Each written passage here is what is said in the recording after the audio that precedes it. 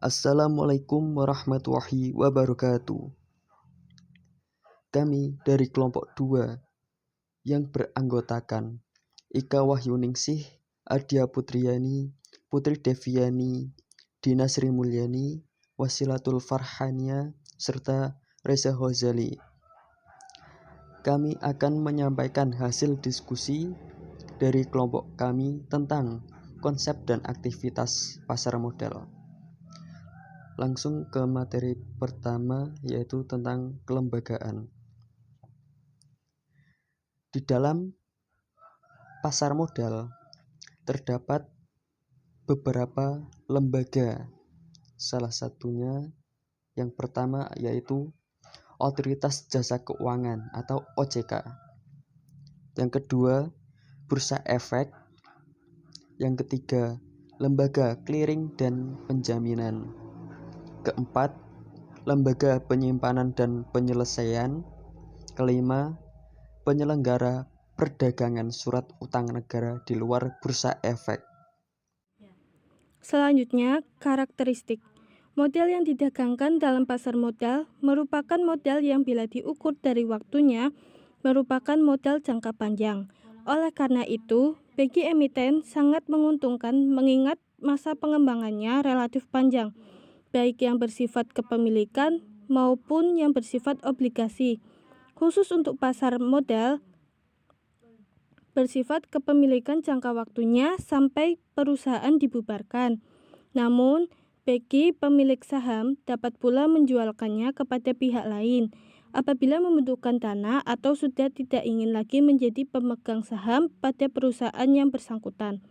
Sedangkan bagi modal yang bersifat obligasi, jangka waktunya relatif terbatas dalam waktu tertentu dan dapat pula dialihkan ke pemilik lain jika memang sudah tidak dibutuhkan lagi sebagaimana halnya modal yang bersifat kepemilikan. Materi selanjutnya akan dibacakan oleh pemateri ketiga. Selanjutnya yaitu instrumen-instrumen pasar modal. 1. Saham merupakan surat berharga yang bersifat kepemilikan. Artinya, si pemilik saham merupakan pemilik perusahaan. Yang kedua, obligasi adalah salah satu instrumen keuangan yang cukup menarik bagi kalangan investor di pasar modal ataupun bagi perusahaan dalam mendapatkan dana untuk membangun perusahaan.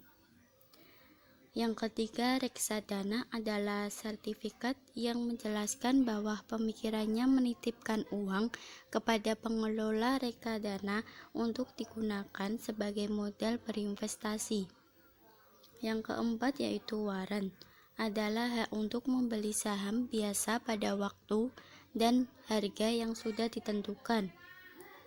Yang kelima yaitu RIC, adalah hak yang diberikan kepada pemilik saham bisa untuk membeli tambahan penerbitan saham baru.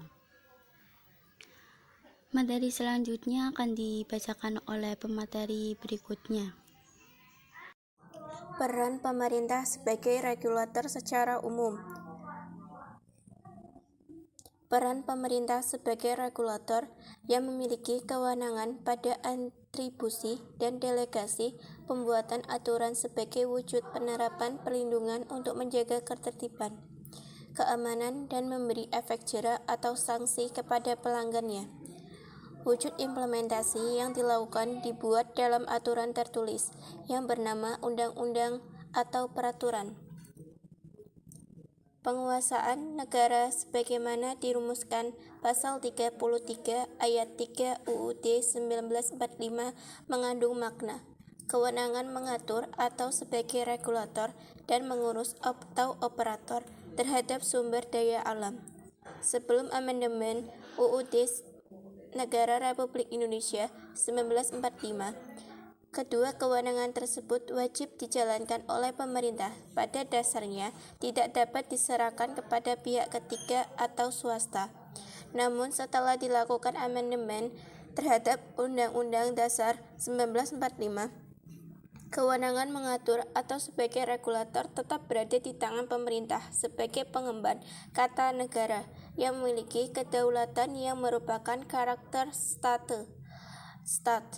Peran mengatur pemerintah Sebagai regulator tidak mungkin diderivasi kepada pihak manapun. Materi selanjutnya yaitu mekanisme transaksi di pasar modal. Pasar modal adalah pasar tempat diperjualbelikan efek-efek atau saham-saham bagi perusahaan yang go public. Di Indonesia, mekanisme jual beli pasar modal diatur ketentuan melalui keputusan Menteri Keuangan dan Badan Pengawas Pasar Modal atau BAPEPAM. Kemudian, bursa efek adalah nama lain dari pasar modal. Sesuai dengan namanya, di pasar modal diperjualbelikan surat-surat berharga. Selain komoditi yang diperjualbelikan lain di pasar modal yang kita kenai sehari-hari, perbedaan lainnya ada pada mekanisme jual beli yang terjadi. Pada pasar modal, mekanisme penjualan surat-surat berharga melalui dua fase, yaitu fase atau tahapan pertama adalah pasar perdana atau primer, dan fase kedua adalah pasar sekunder. Kemudian di dalam pasar perdana ini, harga saham tidaklah ditentukan oleh mekanisme pasar, melainkan oleh perusahaan yang go public atau emiten. Perusahaan saham ini tidak langsung dilakukan oleh emiten, melainkan oleh penjaminnya atau underwriter. Penjamin inilah yang mengatur penjualan efek milik emiten. Seluruh dana yang didapat di dalam pasar perdana ini setelah dikurangi biaya-biaya go public adalah pemasukan bagi emiten. Setelah saham masuk pasar sekunder ini, maka fungsi underwriter berakhir. Harga saham dari emiten sepenuhnya ditentukan oleh mekanisme pasar yang terjadi. Turun naiknya harga suatu saham ditentukan oleh supply dan demand, yang bergantung antara lain kepada keadaan perusahaan sekarang dan di masa depan serta keadaan perekonomian pada umumnya. Proses perdagangan efek ini tidak secara langsung memberikan keuntungan bagi emiten. Gejolak harga yang terjadi di pasar sekunder ini langsung menjadi resiko bagi para pemodal.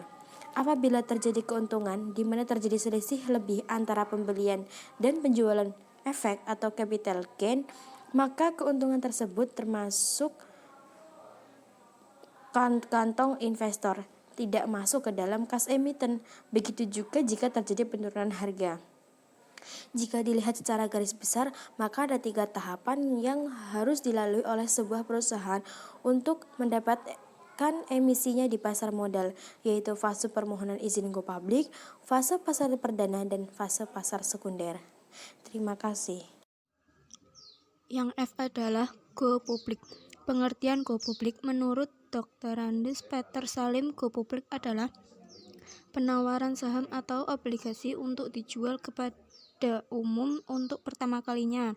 Dan menurut Sumartono tahun 1990 halaman 64 bahwa go public adalah salah satu cara yang dilakukan oleh badan usaha untuk mendapatkan dana, yaitu dengan menawarkan dan menjual untuk melepaskan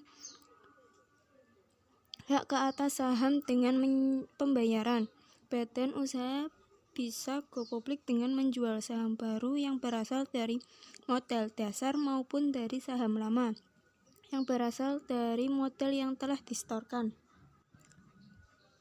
Proses go public ada 4. Yang pertama, tahap persiapan.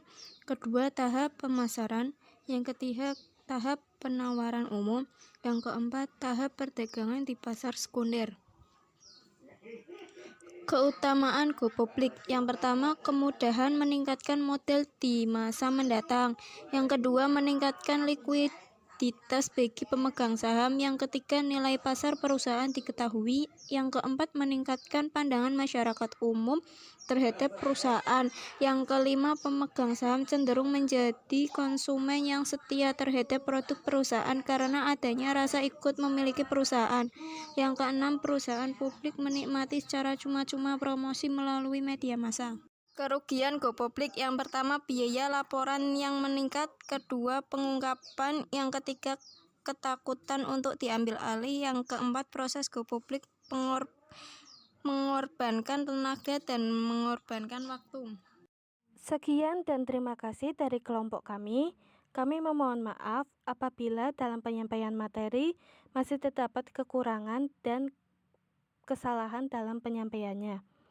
Wassalamualaikum warahmatullahi wabarakatuh.